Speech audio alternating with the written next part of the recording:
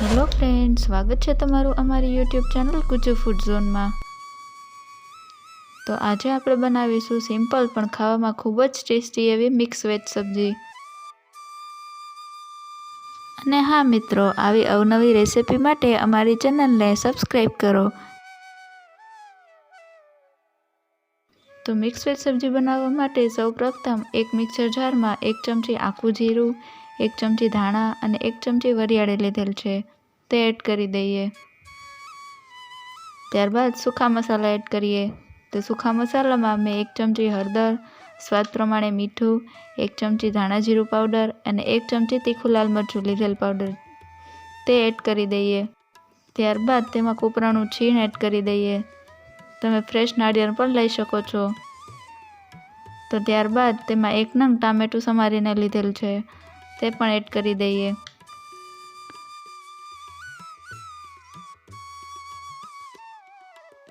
હવે 1 ચમચી ગરમ મસાલો એડ કરી દઈએ। ત્યારબાદ મસાલાને વધુ સ્વાદિષ્ટ બનાવવા માટે મેં અહીંયા 1 મોટી ચમચી કસૂરી મેથી એડ કરી દીધેલ છે। ત્યારબાદ ગ્રેવી તૈયાર કરી લઈએ। તો હવે સબ્જી બનાવવા માટે સૌપ્રથમ 1 કપ જેટલું ફ્લાવર લીધેલ છે, તેને ફ્રાય કરી લઈએ। અને હા મિત્રો, આવી અવનવી રેસિપી માટે અમારી ચેનલને સબસ્ક્રાઈબ કરો।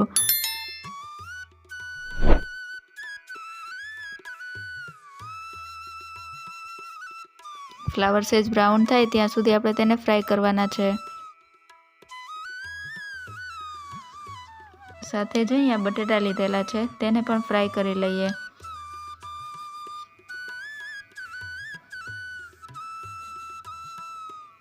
બટેટા સેજ બ્રાઉન રંગના થાય ત્યાં સુધી આપણે તેને ફ્રાય કરવાના છે।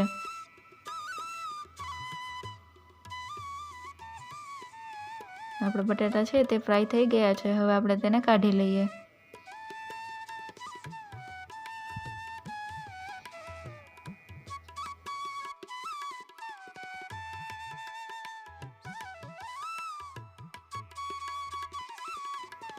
હવે તેમાં કેપ્સિકમને એડ કરી દઈએ, તેને પણ આપણે ફ્રાય કરી લઈએ।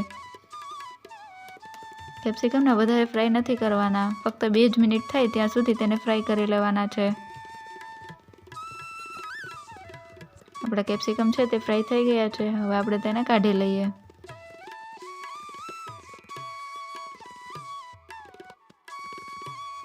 તો હવે સબ્જી બનાવવા માટે 3 ટેબલસ્પૂન તેલ એડ કરીને તેલ ગરમ કરી લઈએ। તેલ ગરમ થાય ત્યારબાદ તેમાં 1 ચમચી જીરું અને 1 ચમચી હિંગ એડ કરીને સાથે જ તેમાં બનાવેલી ગ્રેવી એડ કરીને તેને સાતળી લઈએ।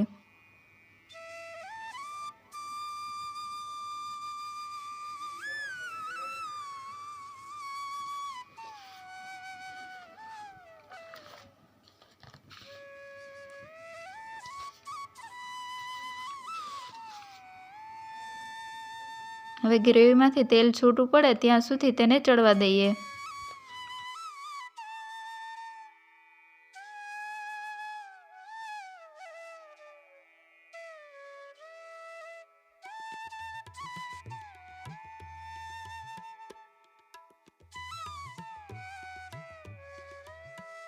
તો હવે આપણી ગ્રેવીમાંથી તેલ છૂટું પડવા લાગ્યું છે।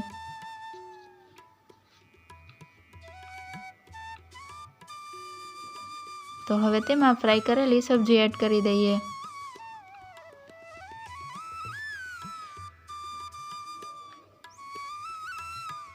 અહીં મેં બાફેલા ગાજર લીધેલા છે, તેને પણ એડ કરી દઈએ।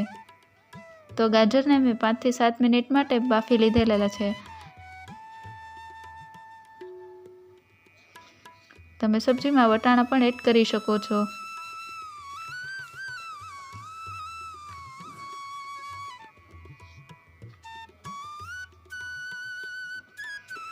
તો હવે સબ્જીમાં 1 ગ્લાસ જેટલું પાણી એડ કરીને તેને સારી રીતે મિક્સ કરી લઈએ।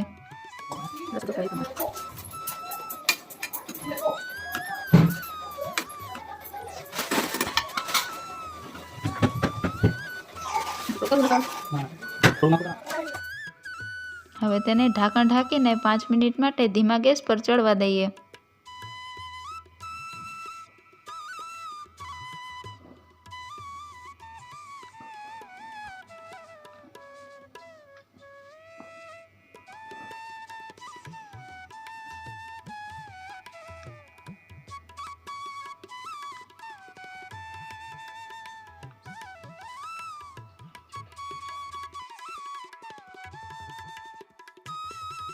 આપણી સબ્જી તૈયાર થઈ ગઈ છે।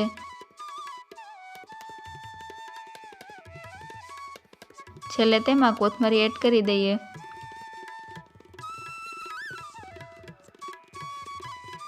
તો તૈયાર છે આપણી ખૂબ જ ટેસ્ટી એવી મિક્સ વેજ સબ્જી। તો તમે તેને પરાઠા, નાન કે રોટલી સાથે પણ લઈ શકો છો।